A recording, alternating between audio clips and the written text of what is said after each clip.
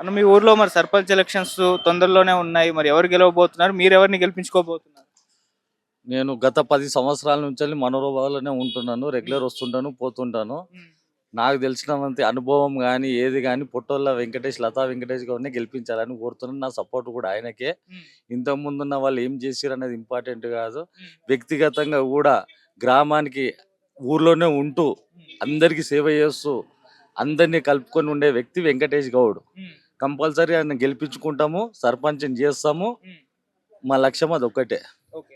అంటే ఇప్పుడు ఆయన్ని గెలిపించుకుంటే మీకేం జరుగుతుంది అని చెప్పేసి మీకు భరోసా ఉంది? ఖచ్చితంగా గ్రామాన్ని అభివృద్ధి పదంలో నడిపిస్తాడని నమ్మకం ఉన్నది. హ్మ్. గతంలో పెద్ద పెద్ద లీడర్లు కూడా వచ్చి చెప్పిపోయారు కానీ ఎవ్వరు చేయలేదు. హ్మ్.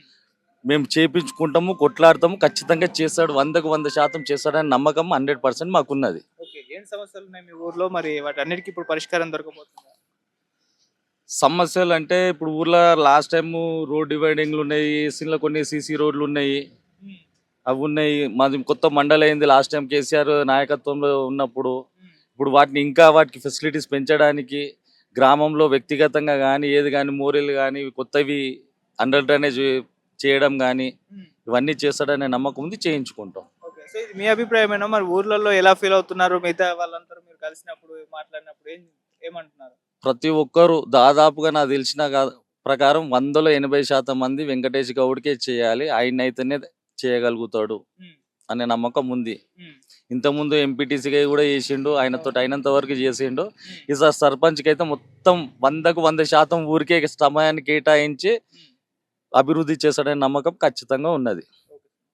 నా థాంక్ యూ. ఓటు వెంకటేష్ గౌడ్కే. హ్మ్. నాతోటి ఒక 100 మందిని ప్రయత్నం చేస్తాం, దండం పెట్టుకుంటాం, ఆయన గెలిపించమని కోరుకుంటాం. రైట్.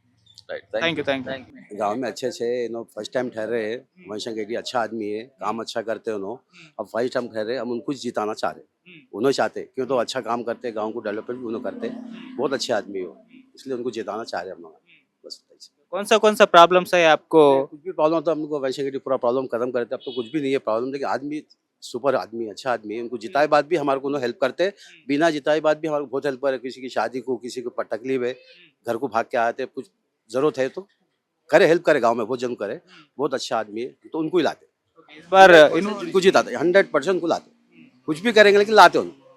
Okay, right. అన్న ఏంటి పరిస్థితి ఊర్లో? మరి ఎవరు గెలవబోతున్నారు? సర్పంచ్ ఎలక్షన్ దగ్గరలో ఉన్నాయి. సర్పంచ్ ఎలక్షన్లు దగ్గరనే ఉన్నాయి. హ్మ్. గెలుపు వెంకట అన్నది హ్మ్. 100% అది. హ్మ్. దానికి ఇంకా కాంప్రమైజ్ ఏం లేదు. ఓకే. ఎందుకన్నా ఏంటి మీకు ఆయన్నే గెలిపిస్తారు? ఆయన వ్యక్తిగతంగా చాలా మంచోడు. ఏది ఉన్నా మాకు ఇమీడియట్గా రమ్మంటే రాగలుగుతాడు. హ్మ్. ఇది రాను నేను ఈడున్నాడు అన్న క్వశ్చన్ రాదు ఆయన. హ్మ్. అన్న అర్జెంట్ అంటే వచ్చేస్తాడు. ఓకే. సో ఇప్పటి వరకు లాస్ట్ పాలన చూసుకుంటే ఎలా ఉండేది? మరి ఇప్పుడు ఎలా ఉండబోతుంది? 100% విజయం ఆయనదే. హ్మ్. ఊర్లో ప్రాబ్లమ్స్ ఏమున్నాయన్నా? మరి ఎటువంటి వాటికి సొల్యూషన్? ప్రాబ్లం అంటే ఇప్పటికి ఏం లేవు. హ్మ్. అది చెప్పలేని టైం ఎవరికైనా ప్రాబ్లమ్స్ వచ్చినప్పుడు రాగలుగుతాడు అంతే. ఆయనకు కావాల్సిన వాళ్ళకు ఎవరికైనా సరే, అంటే ఇప్పుడు గ్రామంలో వర్కౌట్ అయినా వితౌట్ అయినా ఎవరని కాదు, హ్మ్. ప్రాబ్లం ఉంటే ఎవరి దగ్గరికైనా వచ్చి మాట్లాడి చెప్పగలరు.